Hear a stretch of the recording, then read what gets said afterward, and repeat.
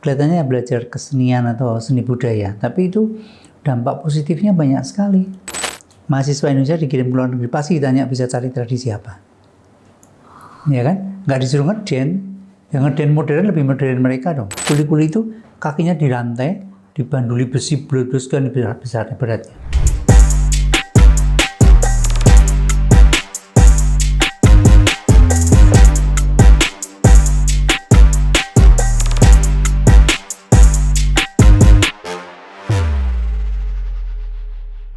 Halo Eyang, apa kabar hari ini? Baik. Alhamdulillah. Oke, sekarang saya udah bertemu dengan Eyang, Ya. maestro tari tradisional Eyang Didi Ninito, atau yang dikenal nama aslinya adalah Kwe Jun An. Bener nggak? Nama lahir. Nama lahir. Oke. Namanya kan ganti 3 kali. Kenapa tuh bisa ganti 3 kali ya? Kalau mau diruntut dari awal, Iya. lahir awal tuh namaku Kwe Jun Lian. Kata nenek, lian tuh lian dari lian buah bunga. Terus nggak cocok. Kadang-kadang gitu kan, ada Oke. bayi yang karena nggak cocok sakit-sakitan si bayi ini. Oh alah. Lalu dari lian diganti an. Jadi namaku jadi Kwe Jun An. Ya, an itu kalau bahasa bahasa Hokkiannya itu artinya selamat, Ping An. Ya. Jadi saya itu namanya selamat sebenarnya. Oke. Dan nama Indonesianya Selamat ya. Selamat. Nah, terus dipindah nama Indonesia tahun 65 itu menjadi Didi. Didi aja. Lalu Hadi Prayitno itu nama papa. Jadi kan biasa kan nama ayah di belakang nama depan gitu. Oke, Ya. baik. Saya mau nanya-nanya nih yang kan di era yang sekarang ini generasi kita udah banyak yang generasi seumuran saya nih yang terutama udah banyak yang enggan untuk ke tari, teater atau tradisional lainnya lah gitu. Mereka lebih ke K-pop atau lagu-lagu barat gitu. Gimana sih menurut pandangan Eyang gini, yang Eyang kan kita tahu maestro tari gitu, senior, melihat anak-anak muda yang kurang berminat dalam hal ini gimana ya? Kalau menurut saya sebenarnya menyayangkan. Karena budaya kita dari nenek moyang itu luar biasa. Kelihatannya belajar kesenian atau seni budaya, tapi itu dampak positifnya banyak sekali. Misalnya dengan belajar seni itu kan yang pokok adalah kita kan belajar olah rasa. Ya, kalau kita itu rasanya selalu diolah, itu punya kepekaan. Otomatis kalau kita punya kepekaan, bagaimana kita berinteraksi sosial dengan teman-teman di masyarakat dan sebagainya itu kan beda dengan orang yang nggak peka sama sekali. Ya, kalau nggak terlalu peka berarti kan lama-lama pekok. Iya kan? Pekok ya, pekok gitu jadi ya. pekok kalau nggak peka. Nah itu. Dengan belajar seni budaya, kita banyak belajar sebenarnya tentang etika, sopan santun. Kalau orang Jawa bilang tata krama, toto kromo, itu kan dari seni budaya. Jadi sebenarnya kalau tidak belajar, tidak tahu sama sekali, menyayangkan karena seni budaya itu merupakan identitas bangsa toh. Nanti kalau nggak punya ciri khas bangsa Indonesia, terus gimana? Nanti hilang nanti. Iya kan? Identitasnya hilang gimana? Ya kan? Indonesianya. Katanya orang-orang pintar itu kalau budayanya hancur ya wis negaranya hancur, katanya kan begitu, ya kan? Oke, jadi ya sekarang anak generasi muda harusnya lebih aware gitu. Harus aware, belajar. Loh, terpengaruh belajar K-pop modern nggak apa-apa. Kita juga jangan ketinggalan zaman. Kita juga harus selalu up to date. Harus update dengan perkembangan zaman. Tapi akar budaya atau identitas itu jangan sampai hilang. Ya kan, orang kalau nggak punya identitas gimana? Kita aja harus punya identitas kok, KTP misalnya, ya kan? Jadi ketahuan ini orang mana kan gitu. Padahal mereka nggak tahu ya kalau Eyang tuh kemarin bikin latih challenge ya. Itu padahal mereka bisa lakukan itu ya. Dari kita melihat itu kan udah modern ya Eyang, tapi kita campurkan dengan tradisional seperti videonya Eyang, tariannya Eyang itu bagus banget sih. Seharusnya dari beberapa orang, ada beberapa teman saya juga yang dia itu suka tari, tapi dia nggak tahu harus gimana sih caranya untuk merespon dirinya sendiri yang itu mau tari tapi malu. Ada beberapa teman saya yang dia malu karena di sekitar teman-temannya itu banyak yang ngedance. Sedangkan tari tradisional itu lebih lebih ada nilainya menurut saya. Nah, itu menurut Eyang kalau dia malu dengan ketradisionalannya itu gimana, Eyang? Ya, karena mungkin masih kurang wawasan, kurang pergaulan. Karena sekarang kalau di Indonesia, kita kalau bicara tentang luar negeri, mahasiswa Indonesia dikirim ke luar negeri, pasti ditanya bisa cari tradisi apa. Ya kan? Nggak disuruh ngeden. Yang ngeden modern lebih modern mereka dong. Iya, benar. Ya nggak? Modern dance itu kan di luar memang tuh budayanya mereka. Lebih maju, mungkin lebih bagus mereka. Nah, kalau kita kan punya budaya sendiri, itu yang namanya ciri khas atau identitas itu tadi yang tidak dipunyai oleh negara lain. Sehingga kalau sebagai seniman, misalnya Eyang sendiri, Eyang ke luar negeri itu, Eyang bisa berbuat banyak. Yang jelas kan Eyang membawa bendera merah putih, ya, bisa membanggakan Indonesia kan dengan seni budaya konteksnya.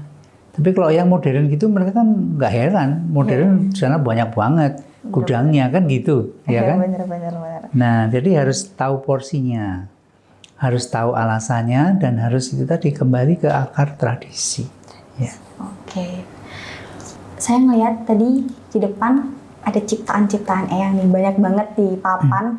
Itu ciptaan apa aja yang udah sertifikat hak ciptanya itu? Ciptaannya ciptaan apa aja itu, Eyang?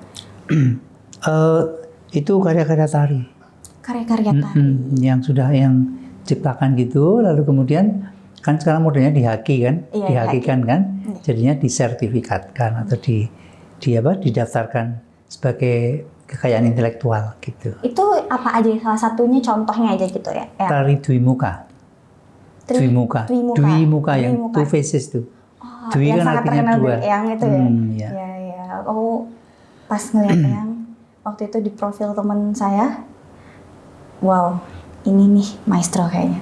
Terus pas disuruh untuk jadi host di sini bertemu Eyang, aduh, agak rada deg-degan karena ini maestro tari senior berhadapan dengan anak muda yang masih bisa nggak ya, tapi ya syukurnya bisa lah ya Eyang ya. Iya.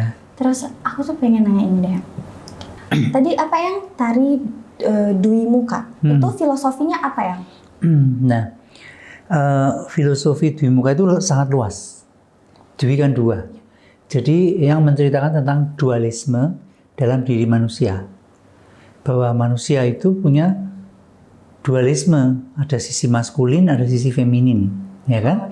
Entah laki-laki entah perempuan pasti punya dua sisi itu. Tinggal mana yang dominan, ya. Kalau laki-laki yang dominan, femininnya jadinya kan laki-laki tapi feminin. Sering lihat kan? Sering. Demikian juga kebalikannya.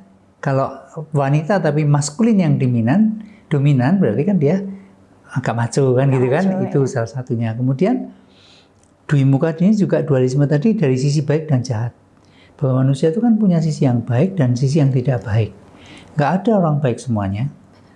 Pasti punya dua sisi itu. Nah, jadi Dwi di sini bicara banyak tentang dualisme dalam diri manusia. Kalau kita boleh minjam tradisi di Tiongkok kan ada yin yang ya, plus minus. Ya. Oke, berarti itu yang paling dari hak dari ciptaan Eyang itu yang paling yang paling berkesan gitu, paling banyak orang. Istilahnya gimana ya? Yang ya bisa dikatakan tuh yang paling melegenda ya sampai sekarang ini kan, karena mungkin belum ada yang membuat itu ya. Iya. Yang membuat itu merintis tahun 80-an. Wow, udah lama banget ya. Lama. Itu embrio saya juga belum ada itu ya. Embrio saya juga belum ada. Saya pengen banget ada berapa teman yang ngeliatin yang gini loh yang gimana sih yang di belakang ya? Begini ya? Gini ya? Itu tuh artinya apa yang begini di belakang? Ini kan sembahan ini. Sembah. Tapi kenapa harus di belakang ya? Ya karena kan yang pakai topeng di belakang tuh. Oke. Jadi di dalam tarian itu setiap akan memulai itu kan pasti kita sembah dulu. Atur sembah kepada Tuhan tuh. Tetap dulu ya ke Tuhan. Iya, ke Tuhan, memohon kepada Tuhan. Seperti berdoa dulu kan. Nah, lewat posisi sembah ini yang gitu. Oke. Terjawab sudah pertanyaan saya yang tadi itu. Ini gimana caranya? Kenapa harus dari belakang? Betul. Kenapa harus pakai topeng? Apakah di topeng itu juga ada maknanya ya? Sangat. Apa aja Banyak itu? sekali. Apa itu salah satunya? Maknanya? Tergantung dari karakternya topeng itu apa. Satu aja contoh yang. Ya kalau yang Dwi Muka salah satu ya, kita bicara Dwi Muka. Itu yang pakai topeng cantik di belakang, kemudian yang depannya pakai makeup jelek. Itu menunjukkan sisi tadi baik dan jelek. Lalu kenapa di belakang? Coba sekarang bayangin, kalau kamu pakai topeng di belakang, kamu bergeraknya ke belakang sana. Itu gerakannya bebas nggak? Enggak. Sulit toh? Sulit. Terbatas kan? Nah, kemudian kalau hadap depan kan lebih bebas gerakannya. Itu sebenarnya maknanya bahwa kita jangan terjebak oleh penampilan. Oke. Yang belakang pakai topeng cantik, berarti kan orang sering, wah nih kalau orang cantik, orang ganteng pasti hatinya baik. Jangan salah, ya kan? Bisa jadi orang yang penampilannya cakep, cantik itu jahatnya setengah mati, bisa jadi demikian. Karena yang juga ngalami kan, ketemu orang-orang yang begitu kan, manis di mulut tapi busuk di hati. Misalnya kan banyak gitu di masyarakat. Gitu ya, aslinya, kemudian, waktu ke belakang cantik tapi banyak keterbatasan. Ya, benar. Jadi yang cantik itu belum tentu bisa menguasai semuanya. Tapi waktu yang balik muka yang jelek karena maju ke depan, hadap ke sana lebih bebas. Untuk melakukan apa aja betul. ya. Itu kan sebenarnya filosofi tentang kehidupan juga. Oke. Kita sering ketemu sama orang yang dianggap jelek penampilannya, tapi justru dari orang yang kelihatannya jelek itu sering muncul kata-kata bijak. Dia orangnya baik, hatinya seperti emas, kan sering begitu. Ya, nah itu, jangan terjebak penampilan. Oke. Bahwa kalau orang yang penampilannya jelek itu pasti orangnya jelek, jangan salah. Belum tentu. Banyak luar sana ya. Iya. Oke. Next question. Dari segi kehidupan terutama di kebudayaan itu masih banyak nggak sih sekarang? Maksudnya sifat manusia? Sifat manusia. Sangat banyak. Kayak gimana itu yang? Ya orang yang sekarang bermuka dua kan banyak toh. Enggak? Itu melekat ya di hati mereka ya seperti iya, itu kan salah satu sisi kehidupan manusia kan banyak yang begitu kan. Yeah. Untuk menyelamatkan diri sendiri ya dia bermuka dua. Menyelamatkan diri sendiri. Iya, cari muka. Sangat bagus ya. Sangat menyelamatkan diri sendiri. Nah, kita merempat lagi sedikit nih yang. Kalau di politik banyak nggak yang? Contohnya jangan tanya lagi kalau di politik. Oke, jangan ditanya, itu udah kelihatan ya. Enggak cuma Dwi Muka itu. Apa itu ya? Dasa muka, 1000 muka. Oke ya. Saya ngelihat ini yang banyak foto-foto yang nih di Jepang. Salah satu cewek aktor di Jepang, penghargaan apa sih yang paling berkesan? Ya mungkin yang di mancanegara ya. Itu apa aja? Banyak Mbak. Aku dapat penghargaan dari misalnya dari UC Berkeley ya di Amerika. Kemudian kalau di Jepang itu dari Tokyo Women University, Osaka University, kemudian dari New Zealand ada dari Massey, dari Victoria University, dari banyak negara yang sudah memberikan penghargaan ya. Dan yang paling jauh yang kemana nih? Pentasnya, pamerannya paling jauh kemana? Kalau paling jauh mana ya? Mungkin Mesir itu jauh. Suriname jauh juga Suriname. Yang pernah main di Suriname? Sudah 4 kali. Wow, 4 kali itu. 4 kali. Saya aja belum pernah ke sana ya. Iya, di sana lebih sering orang di sana katanya orang Jawa ya, yang bahasanya bahasa Jawa. Keturunan Jawa ya. Keturunan betul. Jawa. Tapi bicara Jawa Ngoko. Tidak bisa bahasa halus mereka. Alah. Karena mereka dulu kan dari kuli perkebunan. Oh gitu. Jadi sejarahnya zaman Belanda dulu, orang-orang di Jawa terutama ini diculik sama orang Belanda, dibawa ke Suriname dijadikan kuli perkebunan. Dan aku pernah lihat bekas penjaranya itu, aduh sadis banget loh. Aduh. Jadi yang di situ kuli-kuli itu kakinya dirantai, dibanduli besi bledus kan besar-besarnya beratnya. Aku bayangin gimana gitu sehari-hari begitu kan. Padahal dia juga harus kerja rodi kan masih dibegitukan. Padahal kalau misalnya nggak dibegitukan pun ya mereka lari sih. Lari yang namanya di sana itu dekat dengan Amazon, hutannya masih buas-buas gitu, dimakan binatang juga bisa kan, nggak mungkin selamat. Orang sana tuh paling seneng pas yang nampilin apa ya? Nari apa? Nari yang Dwi Muka juga di sana. Jadi semua orang dimanapun paling suka Dwi Muka. Paling suka Dwi Muka karena unik kan. Iya, unik banget itu. Iya. Berarti di Suriname itu paling sering ke Suriname?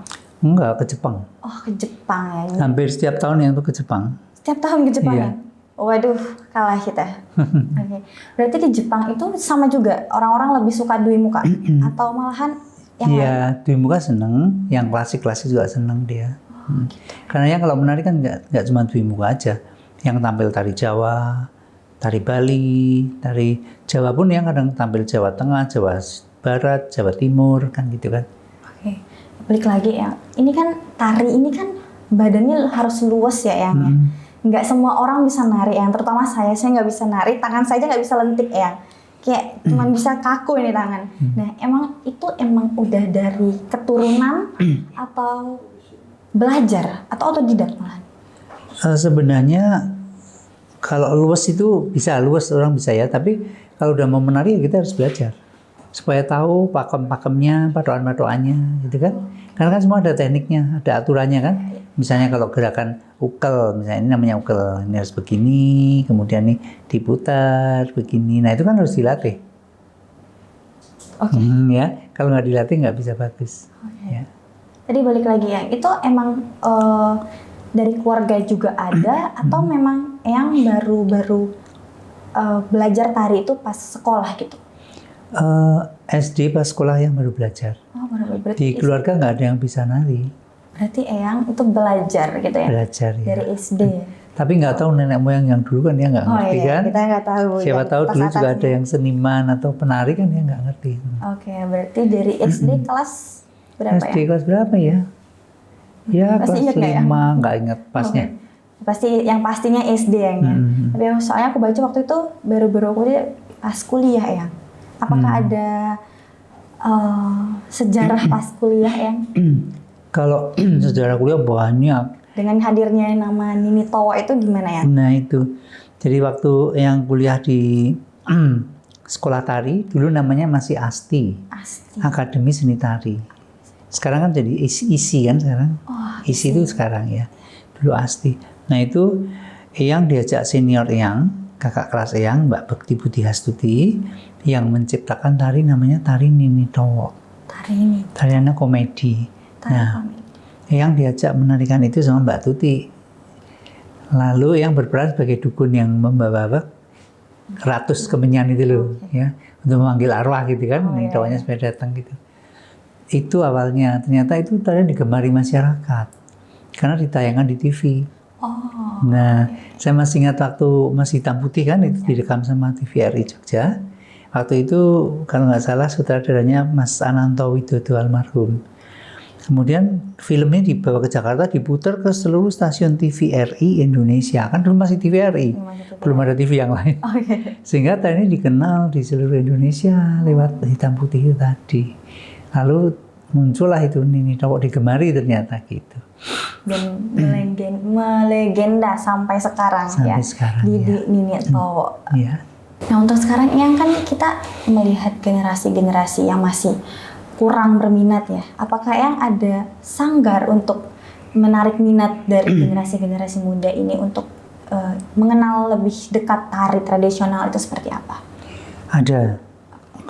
Kebetulan yang punya sanggar tari di rumah dan sekalian sanggar itu sejak tahun 80 sampai sekarang ini. Wow. Jadi usianya sudah cukup lama kan? Lama. 80 sekarang 24 tahun ya. Lebih. Berapa ya? 44 tahun. 80 tambah 20 kan 2000. Ya, 20. Sekarang 20. 40 lebih. 44 tahun ya. Wow. Itu yang selalu mendidik anak-anak. Jadi kalau ada anak-anak yang kepingin belajar nari, bisa masuk ke sanggar nanti. Oh gitu, jadi berarti generasi aneh udah banyak ya? Udah banyak. Udah banyak ya. Jadi sebenarnya nggak perlu khawatir sebenarnya karena ada generasi-generasi yang mau ya, iya, yang mau ada. untuk belajar itu dan mereka akan menampilkan itu untuk generasi-generasi berikutnya. Betul, juga. Kan? Iya. Oke, selanjutnya apa sih pesan untuk generasi muda zaman sekarang ini? Seperti tadi di depan udah yang singgung, jangan melupakan sejarah, ya kan? Kalau menurut Soekarno kan jas merah ya, jangan sekali-sekali melupakan sejarah. Demikian juga dalam seni budaya, karena itu sangat lekat dengan identitas bangsa, jangan dilupakan. Karena dengan belajar seni budaya kan ikut ikut melestarikan budaya kita sendiri yang sangat bermanfaat dan sebagainya. Itu tadi banyak hal-hal positif yang bisa kita petik di dalam kita berkesenian atau berbudaya, sehingga menjadi manusia Indonesia yang berbudaya, kan gitu kan? Lebih keren toh? Lebih keren. Sehingga punya jati diri. Kalau orang punya jati diri kan nggak gampang dikompori. Benar sekali. Dikompori 50.000 demo. Itu apa itu ya kan? Mau menjadi generasi seperti apa? Benar nggak? Ya, benar. Iya. Kenapa kita nggak berbuat sesuatu yang bermanfaat untuk negara ini? Benar nggak sebagai generasi muda? Katanya belajar tentang kebangsaan dan sebagainya itu harus dibuktikan, tidak hanya slogan di mulut kan, tapi ditunjukkan di dalam karya-karyanya yang bermanfaat untuk bangsa ini kan gitu. Ya. Banyak banget pesan-pesannya yang masuk juga ke saya Eyangnya. Melalui karya kita harus membuktikan bahwa kita sebagai generasi muda nggak pantang menyerah gitu. Iya. Oke, Eyang, makasih udah mau menyempatkan waktunya berbincang-bincang dengan saya. Makasih waktunya dan ya sama-sama. sampai jumpa lagi ya. Iya.